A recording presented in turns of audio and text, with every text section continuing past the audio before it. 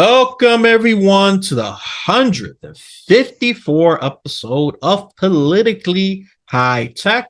We're going to definitely focus on the tech realm, not just in technology, and especially in a more, video game focused, PC gaming, what have you. Something called esports. Some of you may have heard of it. If you're a bit advanced in age, you might not hear of it. Might not. I don't want to be ageist. Just because you're plus 40, I'm pretty sure some of you have heard esports. So I have a guest here who's going to give us some great insight. And I'm certainly going to learn from it. I mean, I could just barely commentate on the spectator or viewer's perspective, which is not that impressive. But if you're in there, if you're in the workings, you could definitely provide some insight. So we got someone who's definitely there. His name is Liam Brown. He's definitely part of the Pittsburg Knights. Yep. And he's going to give you a more elaborate, definitely more proper introduction. So, all right, Liam, take it away. I don't want to go long-winded here. No, it was great introduction. So what's up, everybody? I am the Corporate Partnerships Manager for Knights Esports Group. My day-to-day is really storytelling and trying to pull different brands into one of the most engaged, most lucrative audience groups that exists on the market right now. And my organization excels in many different categories, and there's a lot of different things that make us different.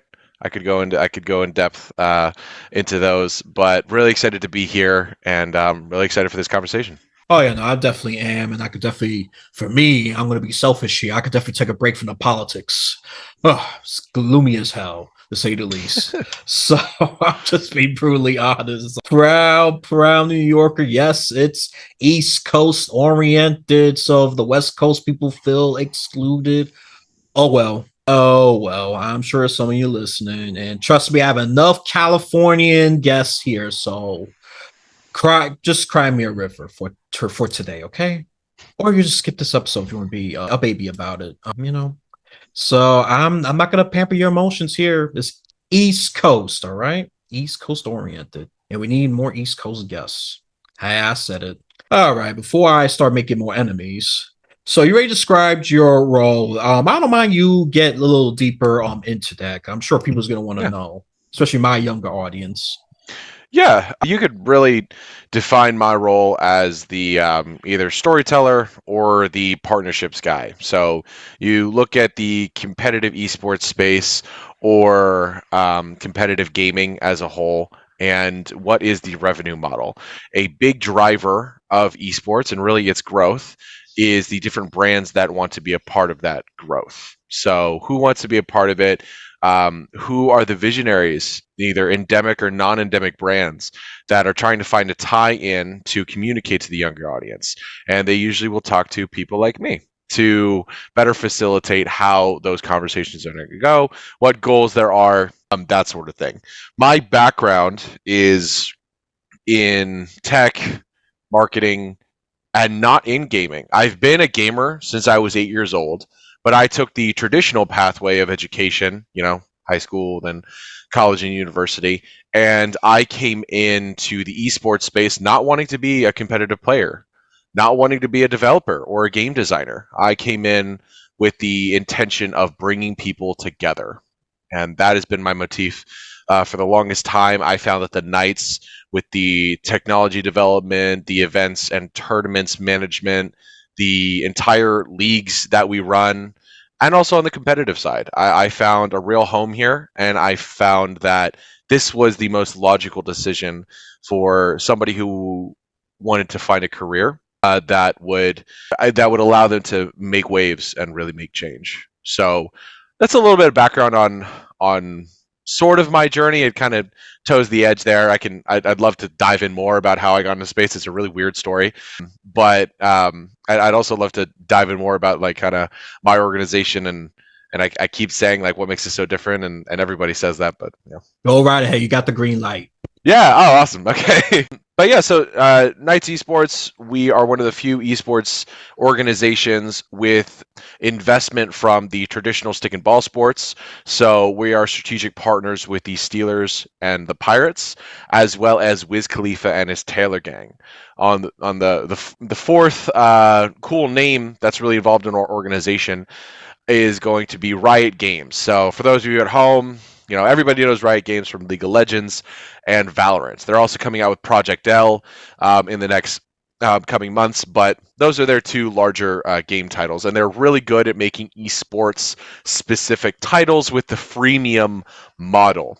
They have been able to develop some of the most organized competitive structures, more so than other titles like Call of Duty and things like that. So really really cool team that we got, and one of the cooler things on top of that makes us different is the simple fact that we have a model that allows us to consistently grow, and I have no problem saying that, because we have the competitive teams and the influencers, but we also run our own events for prizing at the blessings of different developers.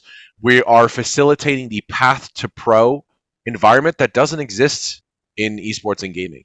You ask anybody, how do you even get into something like that? Well, you got to earn your stripes in a lot of competitive play, and where do you even go for a lot of that? There's a bunch of different events and tournament organizers out there, but ours, Knights Arena, does a lot of it for prizing. So you can earn your stripes and also have something to show for it when you go home to mom and dad or your friends, and just be like, hey, I won 7 grand, 15 grand from the Knights and their Valorant or Apex Legends or Halo or Gears of War or Rainbow Six or all the other gaming titles that we run events for.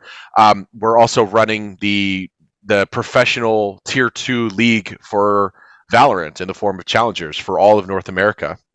So then on the third, we are a tech developer, and you don't hear that a lot in esports, because a lot of people just go after the traffic, and they just go after the social media value. So we are a tech developer with Discord, and I don't want to give away too much, just because I don't think legally I'm able to just yet. But we're doing a lot of really cool stuff over there with Discord, and allowing people to game with those that they trust, have a seamless experience in gaming, and also to get a little bit more technical, to link the API of different sources of different brands into the gaming experience, so they have a flawless gaming experience, so that they only leave when they really have to. So that's a little bit about me, kind of what we got going on, kind of our background. I mean that that is great, because a lot of things I have heard, and this is just me using my casual spectator hat.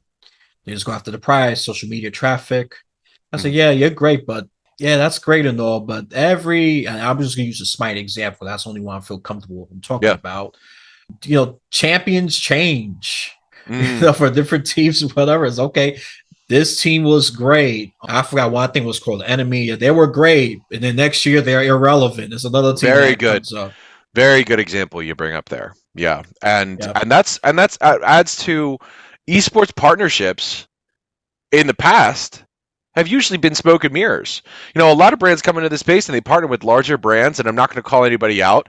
I'll call some people out, but you've got like larger brands in the space like 100 Thieves, FaZe Clan, NRG, Oxygen, and what do they have to show for it at the end of that partnership, at the end of the fiscal year, when they're presenting to that internal team? What do they have to show for it? What was accomplished? And a lot of the times they don't have data tracking enabled with a lot of their campaigns. So they're going off of more internal measurements. Those could be biased as to what impact you really had. They'll go into two forms of esports sponsorship, really taking the front and center: competitive representation and content. So the competitive representation is obviously going to be like your brand's logo on our jersey as we go up. Well, you brought up a really good point. What happens when they lose? What happens when they might do good this season, but they go out in like the 7th round or 3/4 of the way through the season? What happens then? Then your brand is out as far as visibility in this gaming title. Then you go to the other side with content, and you could there's a lot of different ways that you could track that, but unless that team is posting regularly and weaving your brand into the narrative of the gaming experience, we'll talk about this more, but unless they're weaving your brain into the narrative and fans are easily able to find the connection, it's just like, oh, thank you to the sponsor of today's video, which really just doesn't speak to audiences anymore. You know, the time has passed since the old days of like Loot Crate sponsoring every single video game and comic book YouTube channel. Like, things have changed. People need more in order to go after that conversion or purchasing decision, right? So that's one of my rants about this industry. You know, Oh, I actually totally agree. I mean, you brought up FaZe Clan. I think that's the prime dude, example they're still of getting that. deals. I'm on the email newsletter for Esports Insider, and I look at, they have like every month they put out like top esports partnerships of note. They're still doing stuff. I'm like, the only other news I see other than you guys announcing new partnerships is you guys like going through the rough and tumble, for lack of a better term. Like, I'm just confused. Like, I'm just so confused. Yeah, I think the social media aspect of it, I hate to admit, is pretty damn strong to say the least. They're Especially, not engaged followers though. Like, they've got like over right? 30 million just on like some of their accounts, and I look at it and I'm like, who's like liking her? I don't get it, dude. Like, I don't either, and so a lot of stuff they post is even irrelevant to yeah, esports. It's just what you have a park full of, I don't know, play balls or whatever, or something really stupid. And yeah, so I mean, of course, I mean, I'm debating my younger self here. I'm debating my early 20s self. I'm in my early 30s. mm-hmm. I'm not impressed by any of that crap. So, okay, I don't care. You're just Oh this, and yeah. a lot of them are so-called owners and managers. So who's the real owner and manager, especially face like whatever? Yeah. I don't There's understand it. I'm just not gonna pretend to understand. constantly there, we're just constantly being hit with like, oh man, you know, like for the longest time we were run by the content creators, and that was the usual model in esports and in gaming overall. You had a couple of people who were really good at the game and they strung themselves together and they went and competed. It's like, that's cool. Now we have so much of that, so now they're facing, it's a tale as old as time itself. You have the main talent, but they don't have anyone running the show, so they get somebody to run the show in the back end who doesn't understand the space. And we've seen this in every single avenue of entertainment, every single avenue of like sports. You know, this happens all the time. They, rushed into it, and I'm not gonna like, and we're not gonna go in depth into this. It's just a weird kind of space that they're in right now, because from a lot of the front-facing media that has been out, they've been on a downhill trend. That's not good. That's not good. I don't like that. It's not a good tell for anybody in the esports industry when somebody has that public of a journey or spiral downward. But at the same time, I want to know like what is making them so successful still, when all like what like when they go like here like when they go into meetings, right? How do they navigate those questions like, hey, I heard about this thing. Is this a concern? Like, nah, man, that's not a concern at all. It's like, how? Whatever. I digress. Yeah, no, I'm sure they use someone smoking cannabis, even though it's legal in some states, but it still has a stigmatizing effect. And bad news spreads real quick. Yeah, So yeah, man. I'm sure that's even more applicable with social media Hmm. than even the They're traditional so media. public, Yeah, and with that comes the public side of your failures or things like that. yeah. Yeah, I mean, I give them A for transparency, I guess. yeah. I don't think they That's had any other choice. so. So I mean, that's not much. So I'm not going to put heavy weight on that on compliment. So yeah, I mean, before this conversation derails you further, like with bashing the FaZe Clan or whatever, and all the other groups, I'm not going Or to like all mention. those other guys that like were opening up esports compounds, and they thought like brick and mortar locations. First it was like content houses. Then it was like gaming, then it was like gaming mansions, and then it was like esports compounds or gaming compounds. And they were like, we're gonna run all these different live events and like all this different stuff. Besides those announcement videos that were released like 2 or 3 years ago, I didn't hear anything else.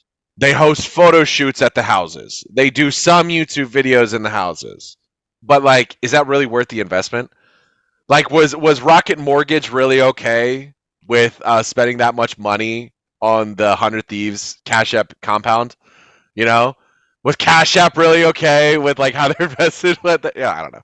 No. Well, when you get into space up, and I think one needs to just acknowledge the risk and or mitigate their losses. Oh Yeah, well, I mean something that's along just. those lines. I mean, I'm just a low level investor, so don't listen to my humble opinion. Yeah, So I think if esports, me personally, I think if esports would have popped up a decade earlier, I probably would have been more involved with that. yeah, But I'm not even sure it's a good fit for even me at this point. But that's just my little personal thing. But yeah. forget about me though. I'm not gonna be that. I'm not that important. I'm sure I have skills I can help with that, but I'm not sure I feel like I'm a bit geezer in there because I think what's the average age in there? Like what, Well, the 21? average age of the fan is 26, but the average age of the competitor is 21. There is Right, more that's what I mean. The team, competitors, but there's more teams coming out that are older. You know, in the Valorant, like in Valorant, you look at there's competitors that are in their 40s, late 30s. There are Counter-Strike teams. There's one, I can't believe they're the Silver Foxes or the something Foxes, and the youngest player is like 68. You know, you got more gaming streamers coming out that are in their 60s and 70s, and they're playing titles like Skyrim, and they're just reading the books that you get that you don't really look at. So like this space, and also the key decision makers in my field are people that are in their 40s and 50s. You know, who's making the decisions at the developers? It's people that have experience in leadership and making those hard decisions that impact millions of people. And so whenever I hear people, it's like, oh well, I'm too old for stuff like that. I disagree, just because gaming can be for everybody. And not everybody's gonna hop right into Warzone, or they're not all gonna hop into the new Call of Duty Zombies and know instantly what's going on. There is a learning curve depending on what gaming title comes out, but there is a gaming title. There's multiple gaming titles out there for everybody. You know, for anybody that wants to have a good time or de-stress or stuff like that. Well, you see, I learned something new. I just thought everyone was there. Look, this is coming from a viewer. I never said my perspective was valuable. So I was like, oh, you don't know anything. I said, well, I just kind of admit that without saying the words. Yeah. But no, anyways, but that's really good to know. Let me be Mhm. serious. That's really good to know that it's not an ageist, and I think that should be more public. Yeah. I'm not sure you're doing a good job with that because I haven't been watching esports stuff like I used to. So, because a lot of stuff after a while is just okay. Yeah, some commentators are great. I mean, the older commentators, some of them were really awesome, but Yeah. some of the more newbie ones, some of the more newbie commentators is like, okay, this guy is boring. Personally, I could do much better than half of those young commentators. If I was a Yeah. commentator, I'm sure all I have to do is just learn the game, the mechanics, then boom, just add some excitement. But I Yeah. do have There's a foul mouth and the sometimes a controversial opinion, so that that's yeah, that part I got to work on. and then that's tough because then you have to navigate, like if you're casting a tournament, you have to have two people. Right. You have to have multiple people. You have to have the person who's the analyst, and then you have to have the person that's the play-by-play. And the play-by-play person can know, like, have a rough generalized knowledge of like the mechanics of the game and how to play the game, but usually it takes a little bit more knowledge to hop in, and then the analyst has to know the records of the players historically, what maps have been the most challenging for the competitive base, statistics and things of that nature. But you always need those two to go off of each other, because things in esports, I mean, just like any kind of competitive entertainment, the sway of who's winning and who's losing can change in a split second, and it's really interesting. So No, I love it when it's back and forth. Yeah, yeah, the I yeah, hate when it's very decided. So okay, I already know this yeah, team is gonna win. I'm bored. Doesn't matter what commentary you're gonna provide. I could just already see. I mean, you see, if I was a commentator, I'm a bit of both because I can do play by play and I'm very analytical. I can look at statistics and hmm all that other good stuff. I said if I was a commentator, I could actually kind of do both. But yeah, to your point, it can't be just someone just jumping saying, "Oh, just because I've been podcasting for 10 years doesn't mean I'm going to be a great esports commentator." yeah. Because live, and you might fumble with words, and Hmm. you got used to live. And I've seen some of it. The one I give the most praise to, I'm not sure he's still commentating for Smite, was Hinduman. He was Hmm. I think some older British guy. To me, I personally find his commentary great.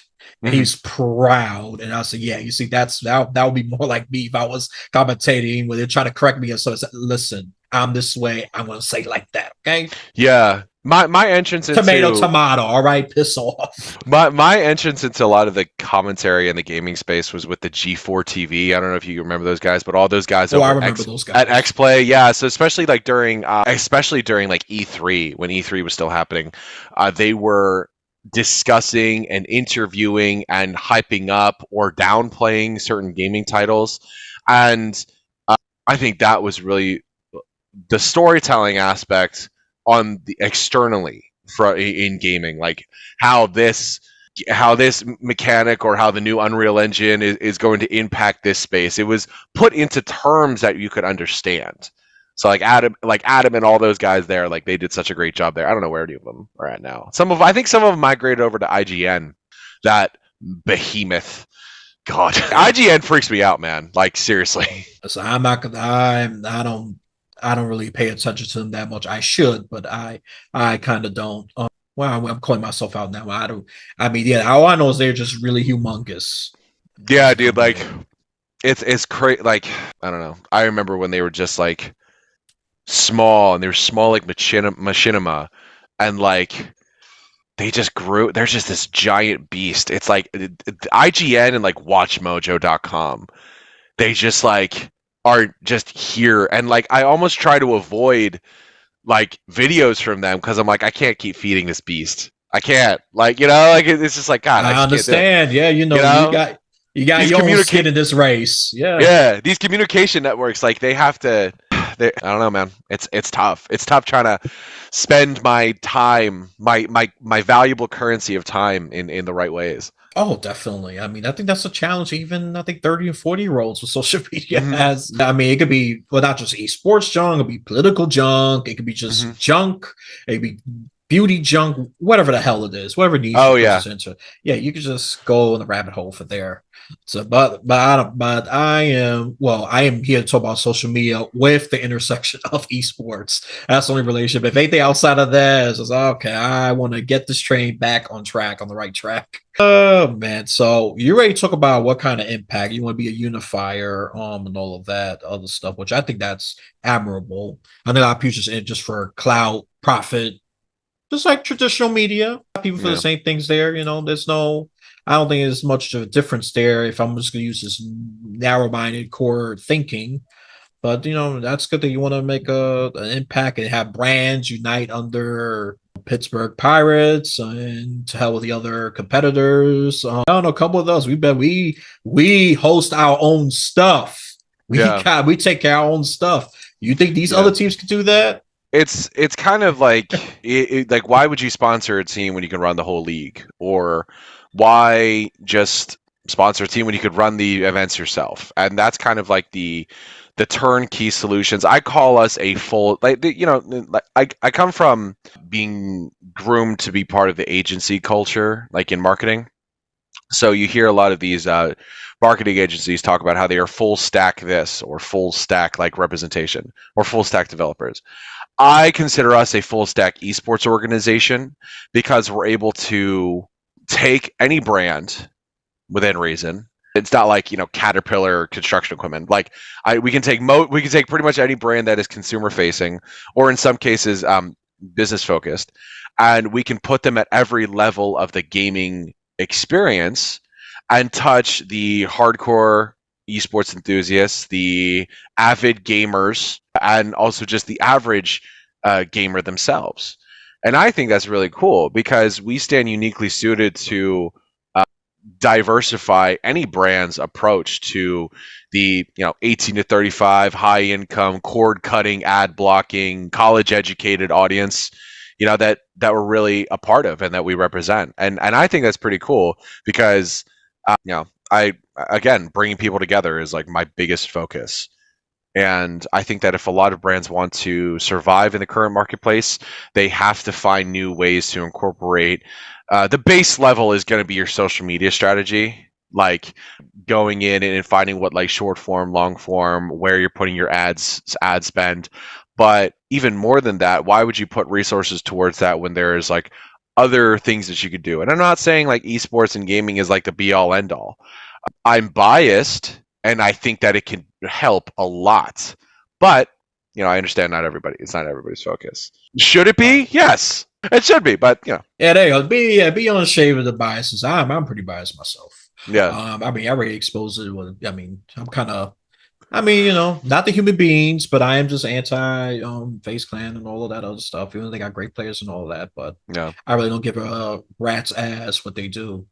I could proudly say that because I haven't fed that beast for years. Every time I know I did for the longest time. I've always watched esports, even when you first discover YouTube, and like I was big into like just gameplay walkthroughs, no commentary. Big into Gamers Little Playground and Hassan Al Hajri. I don't know if any of your listeners might know those YouTubers, but those were the two really, really good for just like seeing the game be played in its natural state. No commentary, no crazy wild personalities. Now I do have an appreciation for the crazy out of control, personalities that gaming attracts. But back then I would view those. I would view a lot of the old trick shot videos from FaZe, and I was like, wow, this is pretty cool. And like it just seeing it evolve. So I have fed the monsters at one point in time. how else you gonna at least learn something? At least Yeah. I've done it too. I've done it too, but we going by slightly simpler times before the apocalypse kind of thing. So the adpocalypse. That's a good term for where we are right now in society. Yeah, so that's the one that I could say. Well, I call out more the big gamers. Like I'm very proudly critical of when it comes to gamer YouTubers, which I'm going slightly off the rails, like PewDiePie and Markiplier and what's the other one? My God, dude, Markiplier. I have waged I can't war. stand all of them. I have waged war against Markiplier on more than like one occasion. And by that I just mean like I'll go in and I'll just say not interested to like a lot of his videos. He's gotten him like those guys have just gotten so big. It doesn't matter that they get my view or like I watch that stuff. But like, dude, like and even seeing like platforms such as YouTube push their content. Do you remember YouTube Red and YouTube Red exclusive content was like a big thing? Oh, I remember like this, yeah. That was like and nobody was converting. It was like when CNN had their paid subscription and everyone's just like nobody asked for this. Like and who wanted this? So like I remember they were pushing the ads for YouTube specific content all over the place. And this was actually when I turned to Brave. So I don't know if you use Brave at all, but it's like it's a browser. I love Brave. I love Brave, dude. Have you gotten the thing lately? Like I've been watching. It's like the first time I got this was on Saturday, like a few days ago, and I was trying to watch videos, and it says YouTube does not accept ad blockers, and it gave me like a window pop up, and I had to either agree, report it, or report the warning, or just like X out of it, and like. I'm just like lately I've just been gaslighting YouTube and saying like I'm not using an ad blocker, and I've been reporting it. I'm just like no, I'm not. I'm like what are you talking about?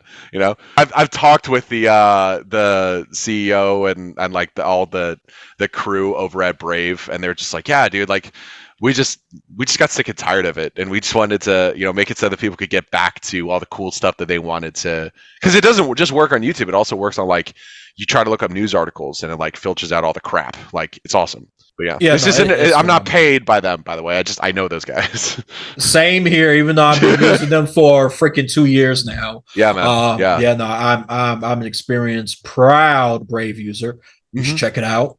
I don't know them. I get paid by them. They're putting guns to my head saying, you better advertise this, you stupid piece of... You fill in the blank. Yeah. I don't know why I'm censoring myself. This is an adult show. The only thing I don't support is, of course, racism and nudity and violating legal stuff. Those are my those are my 3 censors. But other than that, it's a free for all. I have to criticize certain friends and family members that keep feeding these YouTube personalities, especially the Markiplier, and he does this to troll me, it's to bother me because they know I hate him, and they keep showing videos and say, Yeah, I I did. don't want to watch that fucker. I don't want to watch him. I don't care. I really don't want to watch him. He's Yeah. so emotional. He's not a good role model for obvious He reasons. cries like all the time, doesn't he? Like a lot. Yeah. Like a lot. Yeah. Oh, listen, I don't care if he finds this show and freaking bash me. Yeah, give me more haters, make me big, whatever. Let's play the algorithm here, Elias, Yeah, right? yeah, exactly, exactly. There you go. Just Just gotta just play the talking game. about it. Yeah, yeah. I mean, I'm video now. I expanded to YouTube, so I might as well adapt. Oh, hell yeah. All right, word. Let's go. Yeah, that Rumble. Listen, I'm Yeah. listen. I mean, Rumble ain't Oh, this is as going on big. Rumble? Yep. Dude, awesome. Okay. I remember when I remember when they were doing a really hard push with who is it? Steve Will Do It, who was part of the Full Send crew, and like the Full Send guys, they did all bunch of like really stupid pranks. They were doing like drinking in in a college lecture prank, and they'd all kinds of like crazy stuff like that. But I remember they were doing a big push. It's hard to advertise these newer platforms on current platforms. It's kind of weird. Yeah, because advertisers like the more safer and established options. I mean, that's always Yeah, been yeah. that's been a reoccurring theme. I mean, which news media I'm going to make it slightly political. I'm going to compare two right wing media, so this is easier just to Hmm. compare. Fox, more establishment, more advertisers go there, even though they've Yeah. lost some because they spread some crazy stuff. And Newsmax, more Hmm. developing, growing rapidly. They're starting to get advertisers. They got they advertisers in general. They're the type they gotta say, okay, is this platform worth it? Yeah. They don't see One him. American network has also been on the rise lately. I know that. Yeah, Yeah, yeah. OAN. Yeah. Yeah. Oh yeah. I still think they're still advertiser friendly. I mean, so what? Some They crazy. got So some I mean, yeah. Some of these I'm guys out politically here. independent. I'm tired of the two party system, but I'm not gonna Yeah. go. I'm not gonna go Most there. most So most people with like a solid head on their shoulders are. So, yeah, yeah. Good. yeah, I'm a voice for those people. So this is the big I got push for you. my podcast. Yeah. One of them at least. But all right, let me take this train, derail into the politics. Let's put it back to where it belongs right now. Esports and anything related to it. So wow, actually, this has been very free flowing. We jumped into so many stuff already. So what I think I'm very curious about this. What happens in esports that people should know, but is not being publicized? A big part that is now receiving some public attention, but it wasn't before, was the relationships that teams have when competing on these stages for different gaming developers.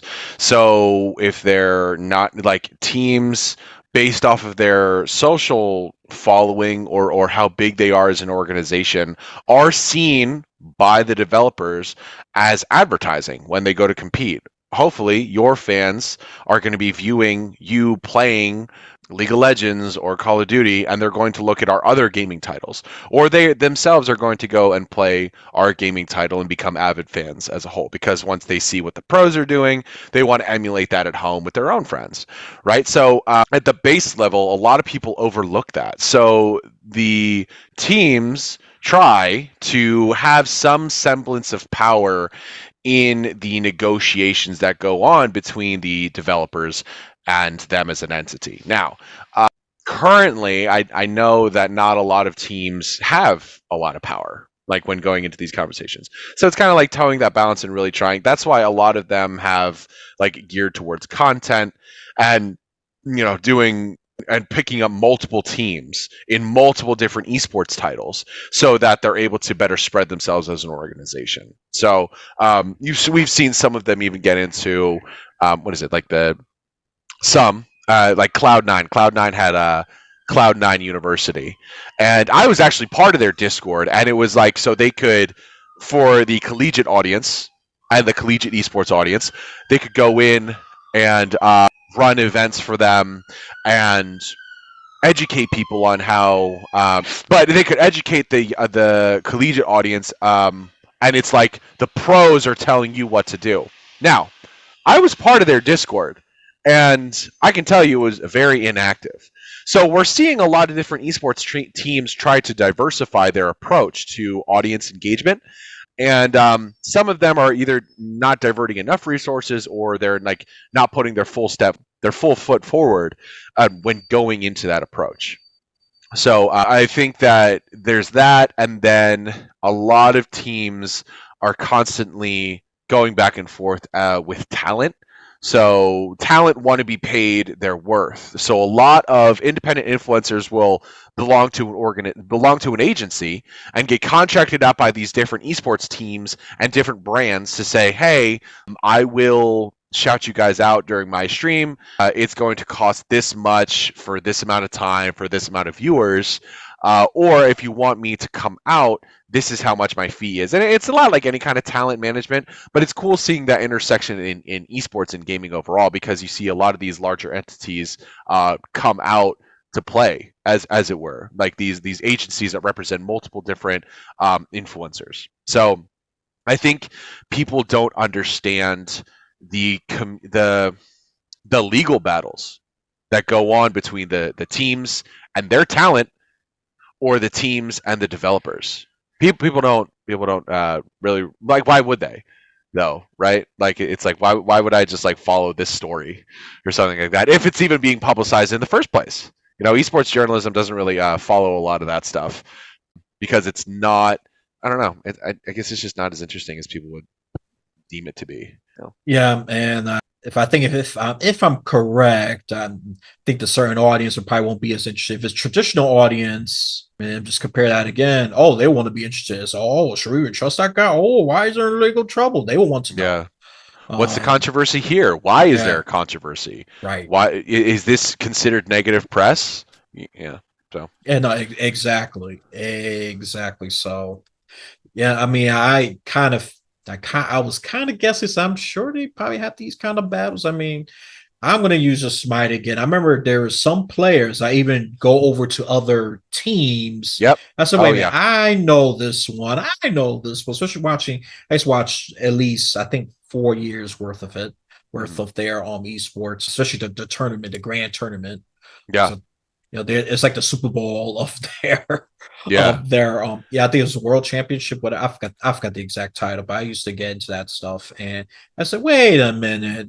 Yeah. He was in the other esports. He said, yep. Yeah. What he's doing over there? I said, well, maybe he didn't like that esports. I mean, it's kind of like the trade-off of NBA players. You like LeBron man. James, he would hop from the team to the other, probably didn't like it, or he probably the other teams offer more money, whatever it is. Yeah. I mean, or sometimes and like sometimes we even see players get kicked off of teams for lack of management. Like so, James O'Connor is my CEO and founder of the Knights, and he's been in this space 20-25 years. You think of gaming as like organized crime, and he has a seat at the table with all the other mafia members. Like that's how OG this guy is. So he was telling me about how the importance of performance is with communication, because you can have a player that sucks, but you can also have one who he could also be willing to learn and is able to communicate better than the guy who's really good but might just scream when things are going poorly.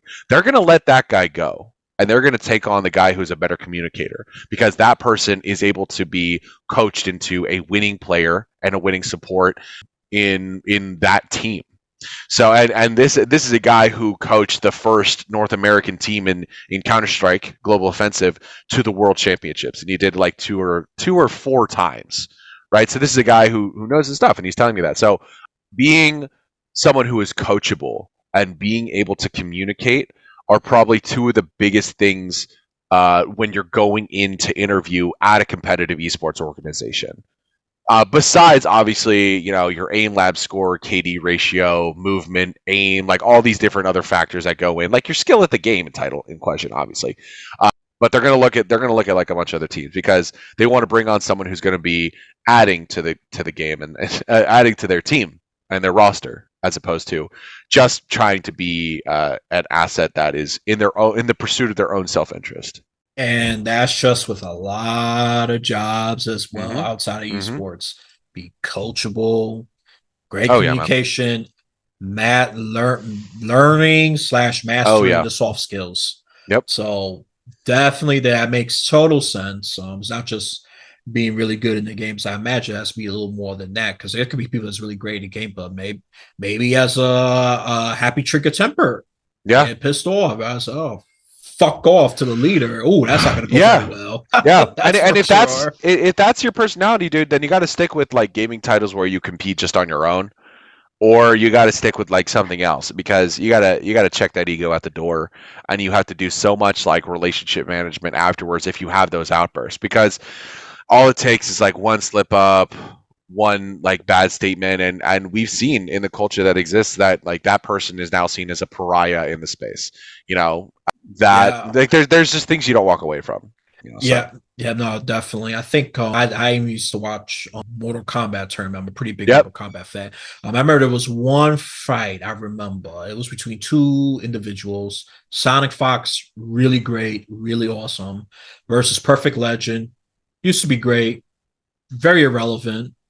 The guy's ass handed to him 13-0, all Mhm. favoring Sonic Fox. I mean, he talked gang. Oh, my hood sucks. He talked a gang of shit to Sonic Fox, insulting him, and the advertiser, I don't support you no more. Yeah, yeah, yeah. Yeah, and yeah, and sadly, you got to think about that. I mean, look, if you are a super hardcore First Amendment kind of person, advertisers don't care. They want someone who is brand friendly, who's not going to Yeah. convey and spill that bad messaging and Hmm. influence at Hmm. the end of the day. So, I mean, me, if I get more advertisers, don't be surprised I have to polish up instead of saying shit. I'm gonna have to say poop or crap dumpster or something like Oh that. yeah. Oh yeah. So don't be surprised, especially if I probably hit 40s, I'll probably see myself be more gracious with my mouth. I can be, but it's more effort for me. Because, oh yes, today this interesting person says saying this worthless piece of shit. Oh good. Okay. Things Good. like that, Yeah. yeah. I'll eventually get there. I'm just trying to get all these verbal demons out. And once Hmm. that's done, get big. It's okay. You want advertisers? Okay, I'm gonna let one some advertisers. All right, well, all right. I can't say this, and then all right. I'm not work with that. So I got to go. I am moldable and coachable as long as you're not shoving 2,000 things down my throat right away. If it's one little by little, yeah, going on. So okay, then it becomes a habit. Yeah. That's There you just go. me personally. So I support First Amendment, whatever, but you gotta understand companies and all that, and that's not their main priority. Main priority is, you know, branding, messaging, Hmm. and reputation. And bad news spreads very fast, spreads Oh much yeah. faster than good news. So that's gonna stick for a while. I mean, is a person redeemable? I would say yes, Yeah. but it's gonna take time. Let's be clear, Hmm. it's gonna take time. It's not an overnight thing. Especially in the eyes of the audience. That reputation management takes a long time, especially when it's already been shattered or broken. Yeah. Oh, definitely. Yeah. Yep. So, yeah, I mean, I hope you're getting this, listeners. This is not just wild west kind of space. You can say whatever you want and have no consequences happen to you. You want to get into esports, great. Me, I don't know. I keep an open mind. That's all I'm going to say about that. I'm not going to say yes or no because I didn't think I was going to do podcasting. Yeah. Here I am. I was first aiming to try to be a teacher, but that Mm. didn't work out. I didn't like a lot of things that was going on with that. I said, oh no, I don't got the patience for this. I'm too soft hearted with kids. I'm a hard ass with adults. That's a Mm. different story. But when it comes to kids, no, it's okay, little buddy. He's smacking the other kid real hard. I said, yeah, no, I'm a softie. No. And then one of the few days I lose my temper. Yep, my job is Mm. gone. So I already foreseen that. Say, no, that's not for me. Yeah. Yeah. Not for me. And I think talking to adults and teaching adults is much more fun, ironically Yeah. speaking, because it's more of a reciprocal conversation. I learn from them, they learn from me. I like those exchanges. I like facilitation on it. That's more my style. Mm. Not just I teach these empty-headed young people what I know. Yeah. I mean, only very few of them could give such a good exchange. That's worthy of great academic conversation, to say the least. And all that stuff starts at home. All right, let me Hmm. start with my philosophical education hat. That I'm going off the rails again. That's become my sin. It's going to be recorded. It's going to be posted out there. I'm proud of that. So let's get to, let's see here. What is the current state of esports? You touched this a couple of times in different areas. Yeah. Well, I mean, I could talk about like the obvious parts, like we're set to hit a new, like a higher highs as far as like growth goes. The number of gamers worldwide is growing. The engagement rates are also increasing because as esports permeates through towards different social circles and different parts of media, people are finding it, commenting on it, and overall being a part of the action, whether they're watching live events and connecting on the Twitch on the Twitch chat and commenting.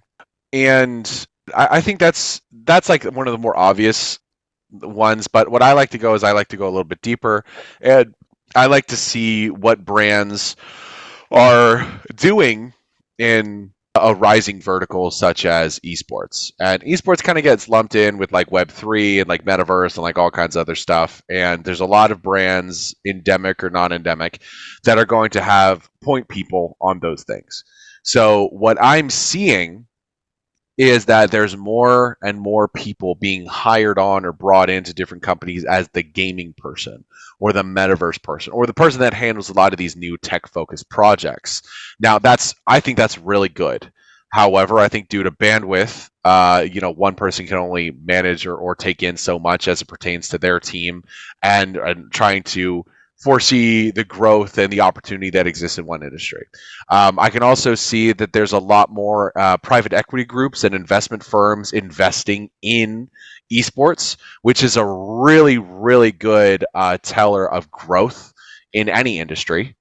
And I think that there's more people utilizing platforms such as NFTs and other Web3 tech to connect with the audience and give them like really, really unique experiences.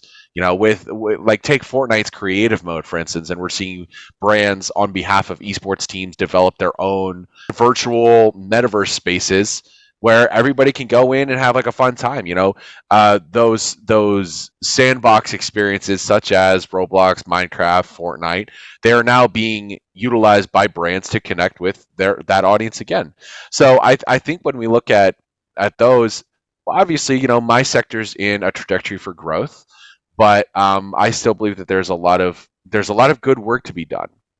There's a lot of good impact we can still have, and there's a lot of circles and a lot of social groups that we can still permeate into, and I'm here for it, man. So that's kind of my outlook on the current state of esports and kind of where we're going. As far I can also dive into as far as like where we're going. I think a lot more brands and a lot more groups are going to be looking at new ways to get involved in esports and gaming besides just the typical events and gaming sponsorship, which is where, like as we were talking, the Discords, Web3 tech, that's going to come into play later on, because in order to distance themselves from other brands that are coming into gaming, these brands that have been in the space for a while, they're going to be consistently looking for new ways to connect with the audience that allows them to like increase the engagement but perhaps decrease the spending. So that's kind of my rant there. Sounds pretty optimistic to me. Yep. Damn, that's great. And will it be a goal to have? I think ESPN is doing this. I think they even have their own separate channel for esports. Is it a goal?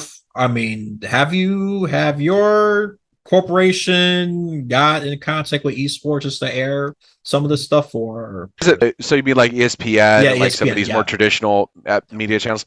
No, I not that I know of, just because there's no point. Like, why do we go after the cord keepers when esports in and of itself more than likely is free to watch? And what if you don't have a cable subscription? Okay, well, you can just go on Twitch or YouTube Live, where a majority of events are going to be posted free to watch and anybody can engage with it. That's one of the things that's allowed us to grow consistently, is because we don't depend on any kind of paid subscription to be accessible. And you don't have to pay to engage with it. And you don't have to pay to comment or like, right, or be a part of this at all. So I don't think that we're in a time where we rely on these traditional media networks to be accepted. I don't know if that's the right word. Like I remember there was a compilation I saw, or like even on the Meyer show. I don't even know how to say that guy's last name, but they were talking about esports, and the debate was, is esports real sports? Which I'm a believer that it is, but it doesn't matter. It's competitive entertainment that people want to watch and is easily accessible, and anybody can be a part of it. So, like, I don't think that these traditional media avenues are needed for us to succeed. And also, just like the media has a way of ruining things that are growing and are fun. So ESPN. I didn't say it. But actually, I would actually agree with you. Yeah, continue what you're doing. Be the molders. Keep expanding new space. Keep yeah, man. digging the frontier. I agree with that. I think that's the. I mean, even smart business people understand that. Yeah, try to rely on these traditional, already established. I mean, it's not the best way to grow. It's been proven. I think if I'm going to quote a business person, a very successful business person, Patrick Bet David for Valuetainment, Ocean Blue strategy, expanding this Yeah, frontier, yeah. instead of just relying or cutting into the competition. That's the best avenue to grow. And even though I'm not a business person, but to me, that strategy makes a whole lot of sense. Mm-hmm. Instead of just, okay, we got to compete against, we got to steal subscribers and viewers from ESPN, that. I mean, I'm sure it could work to some degree, but Mm-hmm. I'm not sure in the long term because a lot of these people are a lot of viewers already established. They're used to the football and all that. It's like, oh, these are Yeah, what these dumbass kids are doing. yeah. They're wasting their The damn time. Oh yeah, the calculated early adopters, I believe, are the ones that are going to weather the storm, and they're really going to be able to establish themselves and or reestablish themselves, right? So yeah, you bring up a great point. Like what I don't think we need like a lot of that acceptance from the traditional media side for a lot of this because we've already cut our own niche in this, and that's one of the things that attracted me to this in the first place. I could have just gone the traditional route and taken the pay cut and just gone after like or taking the pay cut and or taking the pay increase and gone and worked at one of these like agencies. I'm based in Pittsburgh. Our organization is based in Pittsburgh, obviously, and there's a lot of really good teams out here, but I really wanted to stick to my guns and prove my parents wrong. No, I'm just kidding. They they stuck with me every step of the way. But yeah, no, I'm here for it to see this space evolve. Oh yeah, no, that's definitely wonderful. Yep. I mean, yeah, keep implementing that Ocean Blue strategy. Keep carving new paths to growth and success. I think I know that's the way to go. No, And look how these traditional media is continue to collapse. They can live in denial all they want and bash the new and emerging sports niches, yeah, whatever. They continue to do that. Well, yeah, they already got their money. They could just retire and all that, and some of them could quite frankly piss off, in my honest opinion. So look, yeah, I yeah. don't get it. That's fine. Continue to hate. You just look like a bitter old person. So It's those, continue to yeah. It's hate. it's like these those opinion based articles, like it says like opinion or whatever, or these larger news talk shows. They always have the most out of pocket stuff to say about stuff that's working. It makes no sense to me. Like I just don't understand where the hate's coming from. I understand. I mean, they see, and I think they see it as a threat to like what is current and what has been popular for the longest time. But I it's like, mean, what the hell? the technology and the culture is changing at an unprecedented pace. Yeah. Oh What yeah. was cool what was cool and successful last year is not going to be successful this year. Hmm. I mean, even to a certain extent, a month. Okay, that was cool last month. Yeah. Okay, you keep sticking to that. Okay, you're irrelevant. All right, Hmm. bye. The attention span of an average person is lower than before, which I think it's a problem. But I don't want to get into that. I'm not trying to Short form criticize it. content is the enemy of the people. I will tell you that. Yeah, I mean, if I need something real quick, yeah, I see a purpose for it. But I'm more of a long form Yeah. content consumer for sure. Long form content audiences tend to engage and also to convert because that's coming like a lot of the content's coming from a trusted source. So, a lot of people when they see short form content, they're going to scroll past it. unless it's part of a larger narrative, which more than likely it's not. There's not a lot of people that think ahead with that strategy. So, yeah. Oh yeah, I just wanted quick cash and clout, to be quite Yeah. frank. Oh, yeah. So yeah. All right. And another esports related question. Do you know any upcoming tournaments? Yeah, man. Challengers. So from January to June of next year, Knights Arena. So that's my organization. That's the Knights Esports. That's the column of our organization that does all the events.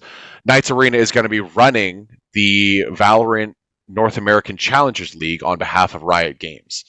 And we're going to whittle it down from 256 teams down to 2 teams, and those 2 teams go to the Premier League and the final championships that are going to be happening in Brazil this year. For the longest time, it was happening over in Iceland because of COVID compliance and stuff like that, but it's going to be over in Brazil. Really excited for that.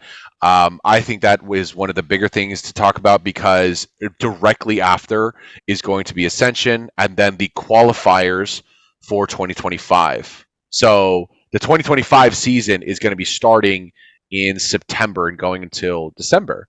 So we're going to be doing one of the events that we're going to be doing is running the entire Valorant space from January to December of all of next year. So that's probably one of the biggest things that I want people to look out for on the horizon. Even if you don't like gaming, it's still really cool entertainment. Even if you don't like Valorant, it is one of the most popular first-person shooters out on the market.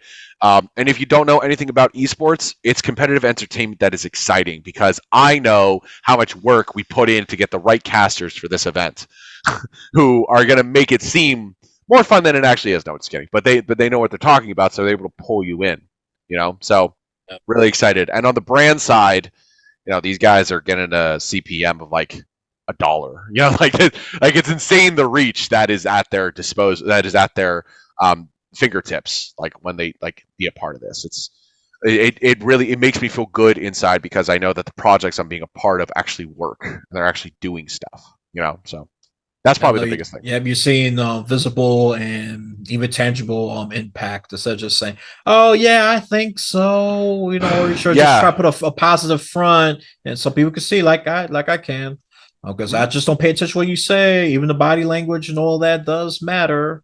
I know certain people are pretty congruent with that. I eventually figured those people out.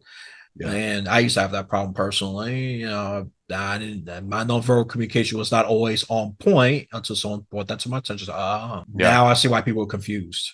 Thank you for being so honest, and I do appreciate in your face honesty instead of just going around my back talking to 50 different people, and then that thing eventually comes back to me. That's gossip. Okay. Yeah. Let's go around that. But that's just another thing with me. If it's personal straight shooter, then I'm definitely more coachable. But if it's gossip, then I'm not taking the feedback very, very seriously. So you gotta talk to 50 people just to tell me this. You could just wrote that, analyze it yourself. You can even be super critical. I don't mind. Or disagree. Fine. But just be so I mean that's really good. I definitely gotta get back to watching some esports, especially as a break from the political realm. That's the political theater. Especially domestically and foreignly, it's an ultimate shit show, just to put it very, very, very brief. And I could go on with that for hours, but we both are grown ass busy people, and I'm going to spare you all the shitty details. So, final question is, instead of just, I want to make this as broad as possible, only perspective on what social or issues that your team / corporation is focusing on. We talked about it, I think a little. Yeah, we did. I think we touched on it a little. Yeah, we did. We touched on a little bit regarding health, nutrition, or even because I see I see a lot of male competitors on esports. I'm sure there's a division for females, but the DEI stuff is one thing that we've actively participated in. So we have an entire women in esports campaign that we actively run with PNC Bank. That's going to be inclusive of women only events in Valorant, in titles like Valorant and Rocket League, internships, scholarships, podcasts, just like this.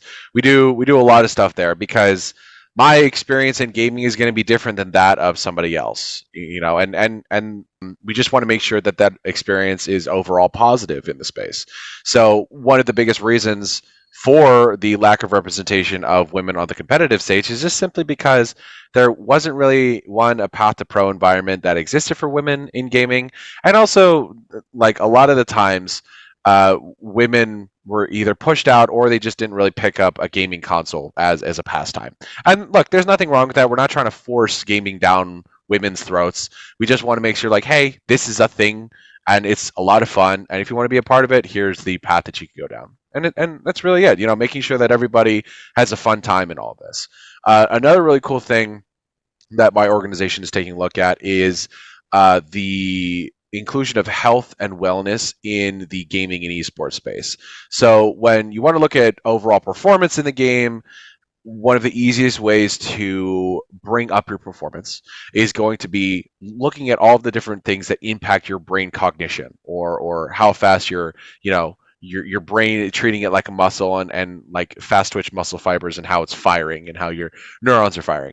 Easiest way to do that is make sure that there is positive habits. The sleep is in check, the nutrition's in check, there is a valid exercise routine in play, there's structure to their daily lives. Now, esports has been sort of picked up and invaded by the fast culture that exists. So fast foods, energy drinks, high calorically and sugar dense stuff, and that's evident of the base that originally existed. So a lot of people saw the gamer as the overweight, person in their mom's basement, and having a lot of junk food in one sitting and just consistently staying there.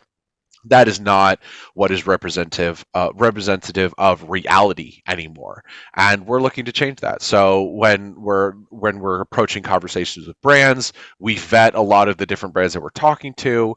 We're looking at how our teams themselves can impact their overall daily life. We make sure that they're on a schedule, a recommended schedule, to make sure that they are competing at the top level, because if they can compete at the top level because they're enforcing healthy, positive habits in their daily life, well, they can take those same skills to the next team that they compete at, or to the next gaming title, or to the next position that they hold. So it's all about making sure that people in esports don't feel that burnout that has originally existed. So the DEI and the health and wellness are probably two of the bigger things that we're focused in on. I myself have a larger health and wellness focus.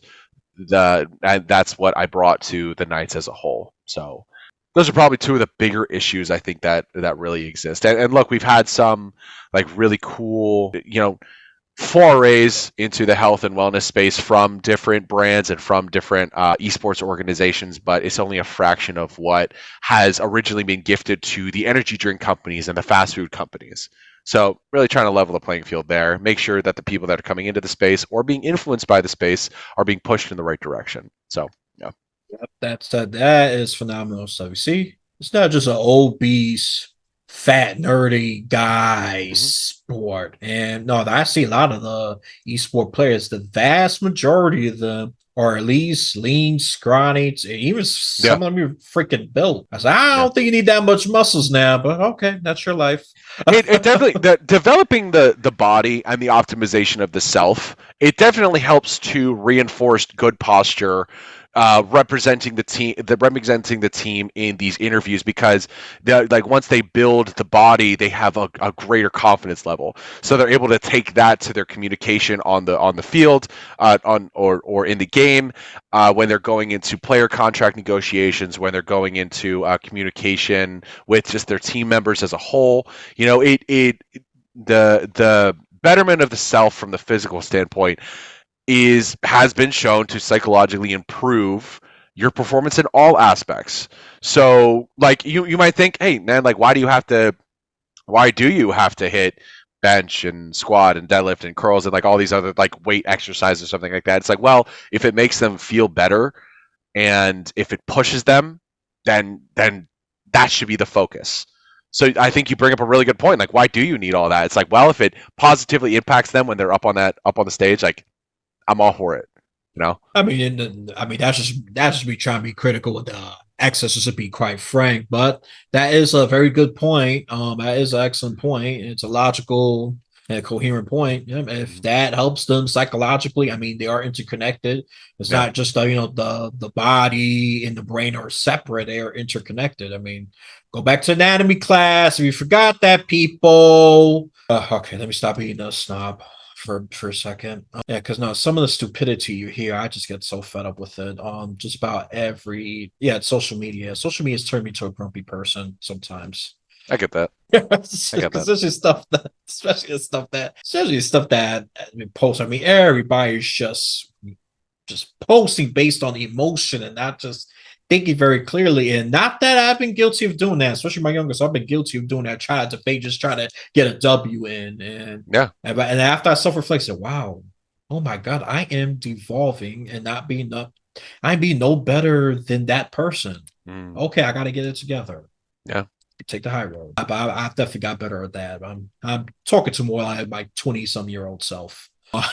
Really, that's all that rant. If I would tell my 20-some-year-old self, don't get engaged with that, because you're just gonna bring yourself down. And the power of the stupid majority has a great power. They bring you down with them IQ, so they drag you down. You don't argue up. You argue. They make you argue down, and you're gonna look no better. And the neutral people gonna say, which one is the rational one? We can't tell. No, because I'm just as dumb as they are, and they brought me down. And it does work. So just be responsible and smart on social media. That's my driven point.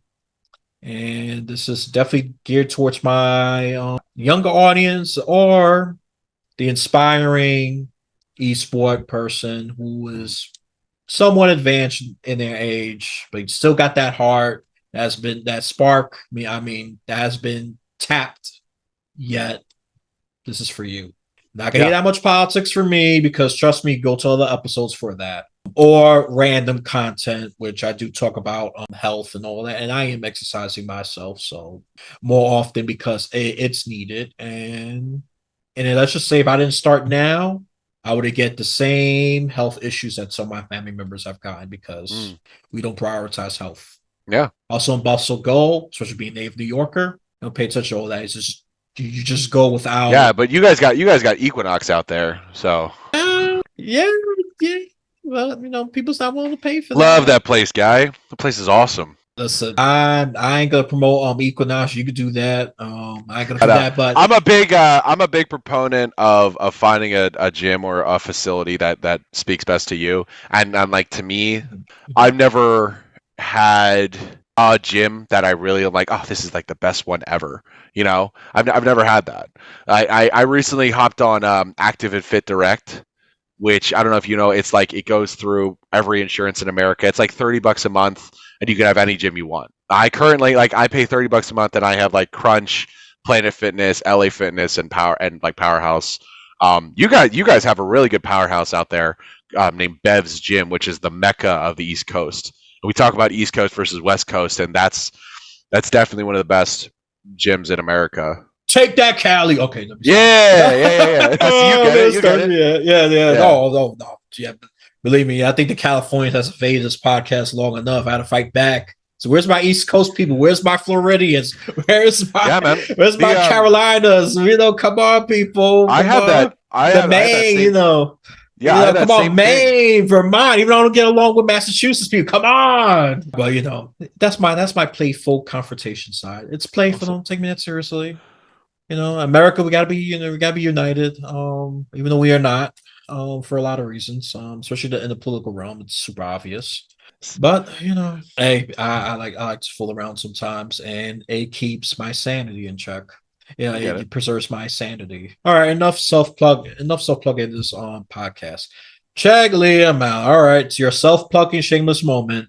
Awesome. So you guys can either go on Knights, that's KNIGHTS.GG, and you can find all of our socials and all the cool stuff that we're up to there. Or you can just look up Liam Brown Knights on LinkedIn, and I'm the only person there. Like, you'd be surprised how little Liam Browns are on the market. So definitely check those two places out. Follow me, and let's get connected.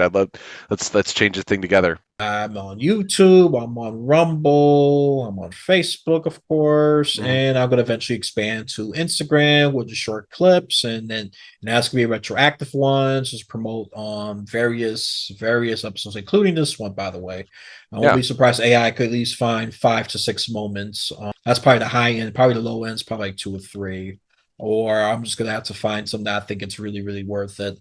But that's gonna be enough in the future. Do more short form stuff. I do long form, then I do short form. Awesome. Yeah, that's how I do it. So, all righty. Awesome. So get in there, future esport or returning esport player, or whoever the hell you are, investor, what have you. Me, I'll definitely be returning to watching some esports. I doubt it will be Smite because I'm pretty tired of that damn game. I probably watch Mortal Kombat tournaments, Smash Brother tournaments. Somebody mentioned shockingly. What else? And those are the ones that tend to be fun. For me at least, being very biased here. Yeah, definitely not a Street Fighter person. I think they overrated. That's just my hot take, and a lot of people don't like that. I even lost potential friendships over it. So, okay, good for you. Now I know you're flaky as hell. Thank you. Not wasting my damn time with that stupidness. Oh, you like Street Fighter, my friend? Okay, have a nice life. I'm not gonna force you. It's America. So yeah. All right. So seriously, check Liam out. Awesome. Check him out. And if for some reason you tune my voice out, just look at the description. Yeah, I'm gonna put all that in the description. It's LinkedIn, the website. Check it out. All righty then. Anything you want to add before I wrap this up? No, this was a great opportunity, man. Let me just wrap this up. You have a blessed day, afternoon, or night. And then for my growing India fans, not much